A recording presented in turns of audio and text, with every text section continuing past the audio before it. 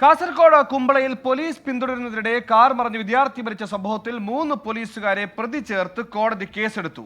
Kumbla S I ആയിരുന്ന Rajith, 2 CPO എന്നിവർക്കെതിരെയാണ് Kasaragod additional sessions കോടതി നരഹത്യാ വകുപ്പ് ചുമത്തി കേസെടുത്തത്.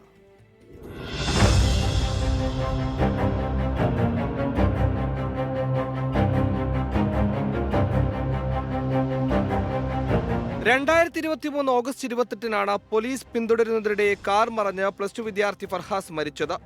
കേസിൽ ക്രൈംബ്രാഞ്ചിന്റെ അന്വേഷണത്തിൽ വിശ്വാസമില്ലെന്ന് ഫർഹാസിന്റെ കുടുംബം ആദ്യഘട്ടത്തിൽ തന്നെ വ്യക്തമാക്കിയിരുന്നു. കുറ്റാരോപിതരായ ഉദ്യോഗസ്ഥരെ സംരക്ഷിക്കുന്നുവെന്നായിരുന്നു ആരോപണം. പോലീസുകാർക്ക് വീഴ്ച സംഭവിച്ചിട്ടില്ല എന്നാണ് ക്രൈംബ്രാഞ്ചിന്റെ അന്വേഷണ റിപ്പോർട്ട്. തുടർന്നാണ് ഫർഹാസിന്റെ കുടുംബം കോടതിയെ സമീപിച്ചത്. പ്രഥമദൃഷ്ട്യാ തെളിവുണ്ടെന്ന് കണ്ടെത്തിയതോടെ കോടതി നേരിട്ട് അന്വേഷണം നടത്തി. സാക്ഷികളുടെ മൊഴി രേഖപ്പെടുത്തി. CCTV ദൃശ്യങ്ങൾ ഉൾപ്പെടെയുള്ള തെളിവുകൾ പരിശോധിച്ചു. തുടർന്നാണ് Kumbla S I Rajith, civil police ഉദ്യോഗസ്ഥരായ ദീപു, രഞ്ജിത്ത് എന്നിവർക്കെതിരെ കേസെടുത്തത്.